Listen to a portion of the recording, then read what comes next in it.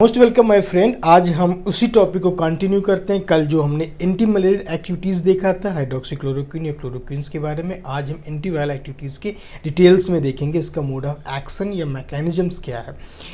Chemical structure अगर दोनों का देखते हैं, चाहे क्लोरोक्विन्स हो हाइड्रोक्सीक्लोरोक्विन्स हो, उनका सिमिलर ही होता है, सिर्फ OH ग्रुप डिफरेंस होता है जाकर यहाँ पे।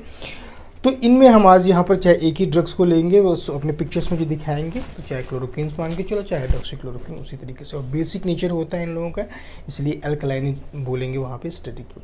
अनदर इनके जो मोड ऑफ एक्शंस रिपोर्टेड हैं, जैसे कि ये बहुत ज़्यादा इम्यूनोमॉड्यूलेटर के रूप में यूज़ की जाती है। जैसे कुछ डिसीजेज हैं जो ऑटो इम्यून डिसीजेज होती हैं, जैसे रिमेटोइटिक डिसीज़ हो, ल्यूपस डिसीज़ हो, जो भी ऑटो इम्यून डिसीज़ हो, एक्चुअली ये रोल करती हैं इम्यून सेल्स को मॉडुलेट करती हैं या रेगुलेट करती हैं या डिले रिस्पॉन्स करती हैं या स्टॉप कर देती हैं उनके एक्शंस को। जैसे न्यूट्रोफिल्स हो गया, माइक्रोफेजेस हो गया, जाकर वहाँ पर इनके मोड ऑफ एक्शंस को डिले कर देंगे या उनके रेगुलेट करती हैं या उनका एक्शंस को ही डिस्टर्बेंस पैदा करती हैं वहाँ पर। तो ये एक बेटर वे है कि हम इस टाइप की डिसीज़ जो भी ऑटो इम्यून हो, वहाँ पर इस ड्रग्स को यूज किया जाता है। कुछ पेपर्स में रिपोर्टेड है कैंसर सेल्स या कैंसर एंटी कैंसर सेल्स के रूप में भी यूज़ की जाती है, ड्रग्स के रूप में यूज़ की जाती है वहाँ पे। बट हम यहाँ पे इसको डिटेल नहीं करेंगे। मेन जो हमारा मोड ऑफ एक्शंस है एंटीवायरल का, उनका जैसे कि अल्कलाइन बढ़ाने के लिए सेल्स के अंदर, वो कैसे बढ़ाती हैं, कैसे फूड सेल्स में जाती हैं, या हमारे पास क्लोरोक्विन हाइड्रोक्सीक्लोरोक्विन्स का फंक्शन एंडोसोम्स या फूड वैक्यूल्स की या लाइसोसोम के साथ कैसे होता है, कैसे उनके एसिडिक नेचर से बेसिक नेचर में चेंज करती है, जिसके कारण उनका फंक्शन आइदर डिले हो जाता है या स्टॉप हो जाता है या बहुत ही एबनॉर्मल फंक्शन हो जाता है, जिसके कारण पूरा एनर्जी प्रोड्यूसिंग मैकेनिज्म्स जो इन सेल्स की होती है वो स्टॉपेज हो जाती है। इस प्रकार से ये सेल्स के ये ड्रग्स इनके अगेंस्ट में, इन जैसे पैरासाइट्स या इन्फेक्शन वायरल है, उनके अगेंस्ट में यूज़ करने में बहुत ही बेनिफिशियल होती है। सेकेंड जो मोड ऑफ एक्शन एंटीवायरल के रूप में जिंक आयन आयनोफोर्स के रूप में है। ऐसे जिंक आयन सेल्स परमेबल नहीं होता है, तो ये एक प्रकार से कैरियर मॉलिक्यूल्स के रूप में यूज़ की जाती हैं और जिंक आयन को इनसाइड ले जाती हैं एज ए कैरियर के रूप में। तो वहाँ पर जिंक का रोल क्या है कि किस तरीके से जिंक एक्टिवेट करती है जाकर या डीएक्टिवेट करती है जाकर आरएनएज एंजाइम्स को, वो एक मोड ऑफ एक्शन हम इस चीज़ को पढ़ेंगे जाकर। लास्ट जो मोड ऑफ एक्शन सबसे ज़्यादा है जाकर, ये जो रिसेंटली पेपर पब्लिश हुए जाकर, उनके हिसाब से सियालिक एसिड के साथ इनकी क्या बाइंडिंग होती है, जिसके कारण जो रिसेप्टर मॉलिक्यूल्स है AI जो ACE2 है मॉलिक्यूल जो सरफेस सेल्स में होता है, उसके साथ स्पाइक जो कोविड-19 वायरस है उसका बाइंडिंग नहीं होती। इस चीज़ को भी डिटेल में स्टडी करेंगे जाकर। तो लेट्स स्टार्ट करते हैं जाकर। हमारे पास यही 3 मैकेनिज्म है। अल्कलाइन कैसेसिटी के साथ कैसे डिस्टर्बेंस पैदा करती है वायरल अटैक्स में। दूसरी है जाकर आयनोफोर्स, जिंक आयनोफोर्स का मोड ऑफ एक्शंस कैसे है, किस तरीके से ये रेगुलेट करती है वायरल अटैक को। और थर्ड हमारे पास सियालिक एसिड के साथ। तो मोड ऑफ एक्शन देखते हैं जाकर। सबसे पहले अल्कलाइनिसिटी को बढ़ाने के लिए कैसे क्लोरोक्विन हाइड्रोक्सीक्लोरोक्विन्स का मोड ऑफ एक्शन से इस पेपर में जो पब्लिश किया गया जाकर, जहाँ पे जीका वायरस के अगेंस्ट में एंडोसाइटोसिस को ब्लॉक करती है, जिसके कारण जीका वायरस का इन्फेक्शन सेल्स के अंदर ब्लॉक है। ये पेपर पब्लिश हुआ है, इसमें डिटेल्स आप देख सकते हैं जाकर। इसी पेपर पर ये प्रेजेंटेशंस है। सार्स वायरस कोविड-19 या कोविड जो भी सार्स वायरस 2 है जाकर, इसको स्पाइक प्रोटीन्स होती है जाकर, वो जाके जो ACE2 सेल्स है, सेल सरफेस रिसेप्टर है, वहाँ पर ये बाइंड करती है और एंडोसाइटोसिस द्वारा इनसाइड सेल में आती है। और एंडोसोम्स में ही ये सेल्स के अंदर वायरस होता है, ऑर्गेनेल्स होती है, और वो जैसे माइग्रेट करती है लाइसोसोम की तरफ विद इन साइटोसोल्स में, और साइटोसोल में ही वो एंडोसोम और लाइसोसोम का कम्बिनेशन होता है। वहाँ से वायरस पार्टिकल ट्रांसफर होते हैं लाइसोसोम्स में। लाइसोसोम्स का जो एसिडिक इन्वायरमेंट है, वहाँ वायरस है एक रिप्लिकेट या अपने आप को एक्टिवेट करता है। ये एक नॉर्मल प्रोसेस होता है आफ्टर इन्फेक्शन के बाद। इस दौरान अगर क्लोरोक्विन्स या हाइड्रोक्सीक्लोरोक्विन्स परमेबल ड्रग्स दी जाती है, क्योंकि ये परमिएबल होती है सेल मेम्ब्रेन की, डायरेक्टली इंटर करती है, और ये एंडोसोम में भी इंटर कर परमिएबल होती है और लाइसोसोम्स में भी होती है।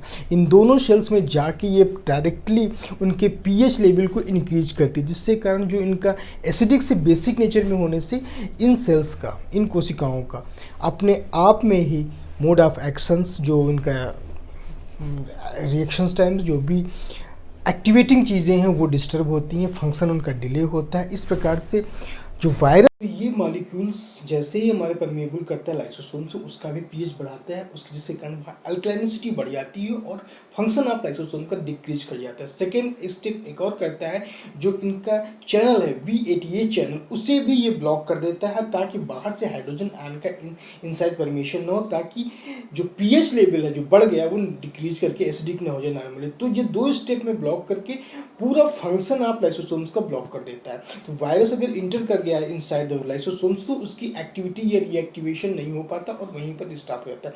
तो दो प्रोसेस हो गए स्टॉप करने के, एंडोसोम में ब्लॉक कर देता है, सेकंड हो गया लाइसोसोम के अंदर, और तीसरा हो गया जाकर वो लाइसोसोम और एंडोसोम का मिक्सअप या फ्यूजन नहीं होने देता। तो ये स्टेप में ब्लॉक हो जाता है। अब आते हैं सेकेंड मोस्ट इंपॉर्टेंट प्रोसेस की, जो जिंक आयन है उसको कैरियर के रूप में कैसे एंट्री करती हैं और उसका मोड ऑफ एक्शंस क्या है। इस पेपर में जो कि बताया गया, एंडोसोम्स को जिंक आयनोफोर्स के थ्रू प्रोसेस को ब्लॉक कर देना है और उसके थ्रू जो replication RNA dependent RNA polymerase है वहाँ मोड ऑफ एक्शन किस तरीके से काम करता है। तो ये मेम्ब्रेन है, इसमें जिंक आयन कैसे सेल मेम्ब्रेन है और यहाँ पे जिंक आयन डायरेक्टली इंटर नहीं कर सकता, रिफ्लेक्ट हो जाता है जाकर या आउट हो जाता है। लेकिन प्रेजेंस ऑफ क्लोरोक्विन या hydroxychloroquine zinc ion as a use किया जाएगा। ये अपने आप को कैरियर के रूप में इन दोनों ड्रग्स मॉलिक्यूल को यूज करता है और सेल मेम्ब्रेन में परमिएट करता है प्लाज्मा मेम्ब्रेन के थ्रू साइटोसॉल्स में। इन साइटोसॉल्स जैसे इंटर करता है उसके बाद का मोड ऑफ एक्शन किस तरीके से है जाकर, तो वो होता है ऐसे नॉर्मली अगर वायरस हमारे पास इन्फेक्ट कर गया जाकर, वायरस इन्फेक्शन करने के बाद वायरस रिप्लिकेट करता है अपने मॉलिक्यूल्स को आरएनए डिपेंडेंट आरएनए पॉलीमरेज के साथ, जो कि ये पॉजिटिव आरएनए मॉलिक्यूल है और ये आरएनए पार्टिकल्स बनाना शुरू कर देता है जाकर वायरस के इन्फेक्शन के दौरान। तो ये एक नॉर्मल प्रोसेस है, बहुत सारे और स्टेप्स हैं, मैं उस सब स्टेप्स को यहाँ पर डिस्कस नहीं करूंगा। मैं डायरेक्टली ये स्टेप बताऊंगा, RNA dependent RNA polymerase is used as a enzyme for replicating these RNA particles. Chloroquines use की जाती है जब इसको कैरियर के रूप में, और आरएनए मॉलिक्यूल्स इसके साथ परमेबल हो जाता है within the cell membrane के अंदर, सेल साइटोसॉल्स में। और जैसे साइटोसॉल्स में आरएनए मॉलिक्यूल्स आता है तो इसमें कंसंट्रेशन ऑफ जिंक आयन का बढ़ जाता है और जिंक आयन इंटरफेयर करती है जाकर आरएनए डिपेंडेंट आरएनए पॉलीमरेज के रिप्लिकेशन प्रोसेस में, और इस रिप्लिकेशन प्रोसेस को ये ब्लॉक करते थे, डिस्टर्बेंस पैदा करती है ताकि ये प्रोसेस स्टॉप हो जाए। ताकि जैसे ही स्टॉप होता है आरएनए पार्टिकल्स बनना बंद हो जाते हैं। This is the main themes stopping after the infection. ये दोनों पहले प्रोसेस चाहे ब्लॉकिंग दिस जिंक आयन का आरएनए डिपेंडेंट आरएनए पॉलीमरेज को, या फिर पीएच लेवल इंक्रीज करना लाइसोसोम या एंडोसोम्स का हो जाकर, दोनों आफ्टर इन्फेक्शन के बाद इन दीज ड्रग्स को यूज किया जाता है जाकर। किसी को इन्फेक्शन हो गया तो अब दीज ड्रग्स को कहाँ पर मोड ऑफ एक्शन है, और ये जो भी एक्शंस हैं ये सिर्फ अभी लैब में, दैट मीन्स पेट्री प्लेट्स में इनका मोड ऑफ एक्शन सक्सेसफुल हुआ, ह्यूमन ट्रायल्स में अभी सक्सेसफुल है या नहीं, they are going on the process. तो this is the main, only the lab में हाईली सक्सेसफुल है। तो अब ये चाहे यूएस में हो, चाहे यूके में, चाहे जर्मनी, चाहे इंडिया में, सीमा काउंसिल में, these are giving the human trials भी ये चल रही हैं जाकर। अभी 100% they are not successful in humans, but in the lab they are 100% successful. तो this is the main process, blocking करना आरएनए डिपेंडेंट पॉलीमरेज एक्टिविटीज को, रिप्लिकेशन प्रोसेस को, एंड एल्कलाइनिसिटी बढ़ा देना लाइसोसोम एंडोसोम्स का। This two step, this two pathway तो as a act as a anti drug resistance antiviral के रूप में। फिर आते हैं जाकर जो सबसे लास्ट है सियाली, जो लेटेस्ट पेपर पब्लिश हुआ जाकर अभी अप्रैल 2020 में, कि सियालिक एसिड के साथ कैसे ये ब्लॉक करता है रिसेप्टर मॉलिक्यूल्स को जो हमारी सेल सरफेस में होता है ACE2, जो कि हमारे एलुलाइज सेल्स में होता है जाकर। तो अब ये हमारे पास मान लो ये सार्स कोरोना वायरस है, उसके जो प्रोटीन्स होते हैं स्पाइक प्रोटीन्स होती है, स्पाइक प्रोटीन्स कंबाइन करती है जाकर दो रिसेप्टर जो मॉलिक्यूल, जो ये सियालिक एसिड होता है जो एक प्रकार के कार्बोहाइड्रेट मॉलिक्यूल्स है, और ये हमारे पास ACE2 मॉलिक्यूल्स है, और दोनों में प्रॉपर्ली कंबाइन करने के बाद ही ये इंटर करता है जब करता है जाकर इनसाइड द एंडोसाइटोसिस प्रोसेस। अब यहाँ पर अगर हाइड्रोक्सी क्लोरोक्विन या क्लोरोक्विन से जाकर ये कंबाइन कर लेती है सियालिक एसिड के साथ, सियालिक एसिड के साथ कंबाइन करने के साथ या बाइंड करने के साथ जो ये स्पाइक प्रोटीन है इसका proper ACE2 plus sialic acid जो बाइंड हो रहा होता है प्रोसेस, ये नहीं हो पाता है। दैट्स द मेन स्टेप, क्योंकि वहाँ पर एक स्टेप इसका जो बाइंडिंग है वो ब्लॉक हो जाती है। तो ये प्रॉपरली ब्लॉक नहीं होता, बाइंड नहीं होता, तो ये जो एंडोसाइटोसिस प्रोसेस है ये स्टॉप हो जाता है। This is the main theme against the virus attack. तो इसको यहाँ पे ड्रग को यूज किया जाता है और ये पूरी तरीके से ब्लॉक होता है। तो तीन प्रकार के प्रोसेस हम लोगों ने स्टडी किए जाकर। फर्स्ट स्टेप प्रोसेस में जाकर कि फ्यूजन ऑफ द लाइसोसोम्स का नहीं होता है, एंडोसोम के द्वारा, या लाइसोसोम से एंडोसोम के पीएच लेवल बढ़ जाने, सेल क्लासिटी बढ़ने, उनके मोड ऑफ फंक्शंस डिक्रीज कर जाते हैं। तो इस प्रकार से वहाँ पे स्टॉपेज हो जाता है फंक्शन आफ्टर द इन्फेक्शन के बाद। सेकेंड हमने पढ़ा जाकर जिंक आयन आयनोफोर्स के रूप में इंटर करता है और आरएनए डिपेंडेंट आरएनए पॉलीमरेज की एक्टिविटी को डिस्टर्ब करता है, जिसके कारण आरएनए मॉलिक्यूल्स नहीं बनते जाकर। ये थर्ड स्टेप में हमने सियालिक एसिड पढ़ा, जहाँ पर रिसेप्टर होता है जाकर स्पाइक रिसेप्टर के जो बाइंडिंग साइट्स होती हैं AC2 plus sialic acid already occupied with hydroxychloroquine उसके साथ क्लोरोक्विन्स के साथ, तो ये प्रॉपर बाइंडिंग नहीं होता है जो दो साइड्स हैं वहाँ पे, तो यहाँ पे ब्लॉकिंग हो जाता है as a antiviral drugs के रूप में हम यूज़ करते हैं जाकर इस चीज़ को।